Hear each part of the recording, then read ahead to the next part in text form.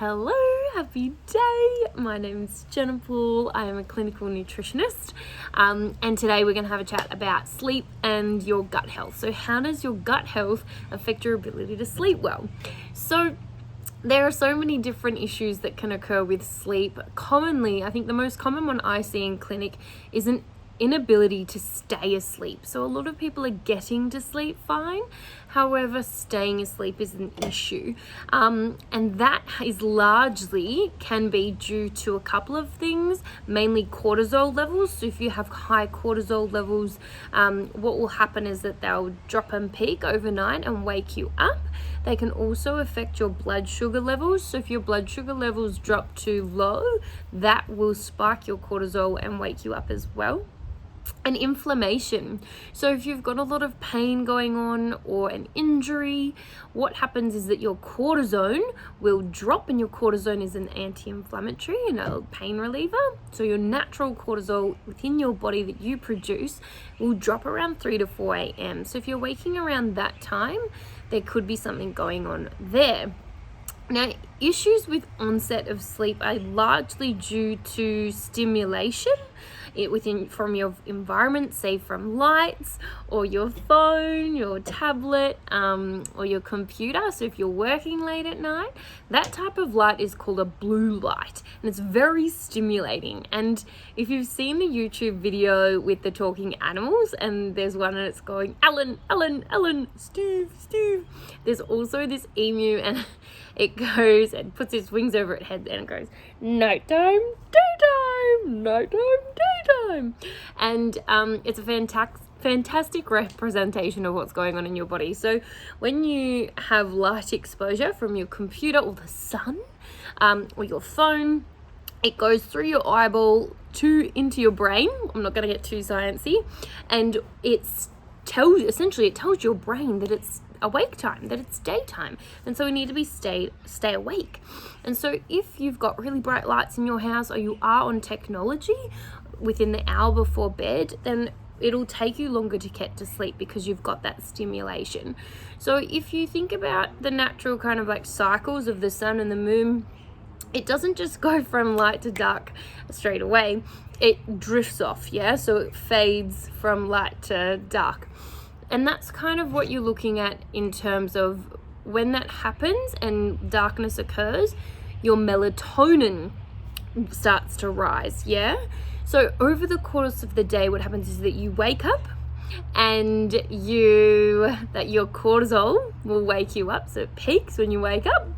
And when you wake up and you get exposure to light, preferably sunlight, unexposed, no sunglasses or anything, your melatonin will start to be produced.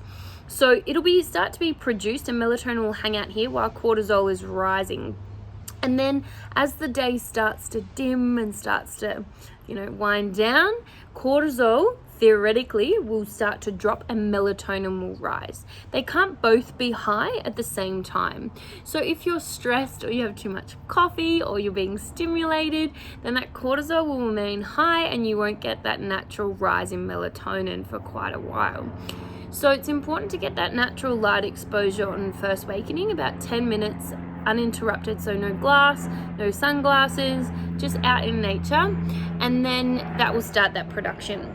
But it's also important to look at your caffeine intake and how stressed you are during the day, particularly chronic stress, because that will affect your ability to get to sleep and stay asleep. Now, the interesting thing is that if you have gut issues, your melatonin, some of your melatonin is produced in your gut, but your melatonin is also produced from serotonin, and about 90 to 95% of your hormone serotonin, which is your happiness hormone, is produced in your gut. So we say if your gut's not happy, you can't be happy, So if you're bloated, you've got diarrhea or constipation, you're tight, gurgling, reflux, indigestion, you won't be breaking down your protein to then extract nutrients to create the serotonin, dopamine, melatonin, etc. So tryptophan is an amino acid, and that converts into serotonin, and then from serotonin, melatonin is converted. So if you're not producing adequate amounts of your serotonin, then you are likely to not produce enough melatonin. Getting confused. So that's really important to know. So it's essential that you get your gut right, so that you have the maximum ability to create these hormones that are going to help you with sleep. The other important hormone for sleep is called Gaba. Now, Gaba is a inhibitory neurotransmitter. All of the other ones, say like your serotonin that I was just talking about, are a excitatory. Yeah, so when you think about serotonin, it's like happiness and joy and like bouncing and things. Now your GABA is what is called an inhibitory. So it calms, soothes, it's anti-worry, anti-anxiety, and it also really helps people to get to sleep and stay asleep. So if your gut isn't happy, if there's a lot of inflammation going on, if there's bloating, pain, etc., like I was mentioned before, then you also may not be able to produce enough GABA. So that's also a very important thing to know. So we can do all the things lifestyle and food wise to get you optimal sleep stuff, but if your gut isn't happy, you won't be able to do it on your own. And that's really important because you don't want to be on supplements forever. You want your body to be able to get there by itself. And I have been there. Like, we have spent years and years and years not sleeping. And we've tried everything. And I can tell you that this works. Often what I'll do is I'll pop people onto a supplement that helps their body produce GABA. You can take GABA as a supplement. If you're going to supplement for sleep, though, always get consultation first, because you want to practitioner product that's going to get you the results you're after. But with any supplementation, it needs to be very, very specific to the root cause. Yeah, so there's no point taking something that's going to help you stay asleep if that's not your issue. So if your issue is getting to sleep, etc. Some magnesium can be really helpful. So a magnesium bath with some magnesium salts in there can be really helpful as well. And the last thing I will mention on sleep, other than that gut health stuff, is your environment is essential. Okay, so if you look at your room and where you sleep and it's very stimulating, lots of bright colors, or very hot or too cold, that's not an optimal environment to sleep in.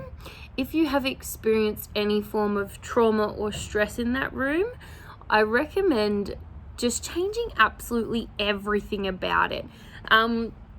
And we've done this with some clients before, where I've recommended to just completely change their environment in their room. So change the way that your bed is facing, change the colors of your doona and your pillow, change your bed if you can, change the way your cupboards are, like everything in your room.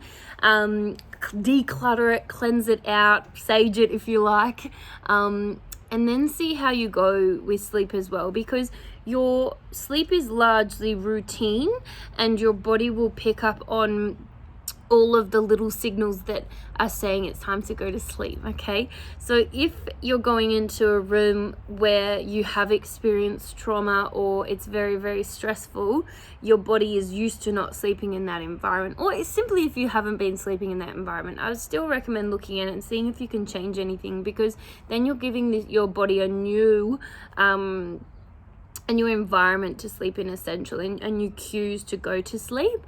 And a good way to know if this works is if you go somewhere else, like if you stay at a friend's house or you go on a holiday and you sleep. If you sleep really well, sometimes that can be due to environment. So look at your gut health. Look at the technology use in the hour before bedtime. Turn all that off, and how much stimulation you're getting from your environment and lights in your home. And then lastly, look at your environment and can you change any of that? If you do want specific advice for your case, book in a consultation and we can look at what's going on gut-wise, environment-wise, and really make an individual assessment and plan of attack to get you sleeping, because, you know, everybody knows a sleepless night is torture, so it's not fun. And it potentially puts you on some supplements that can help you get kick-started. So if you do want to do that, head to jennapool.com. Or send me a message and you can actually book online, and it's super, super easy. And consultations are $135 for an initial. I think that's it. So check it out, and if you've got any questions, let me know. Happy day.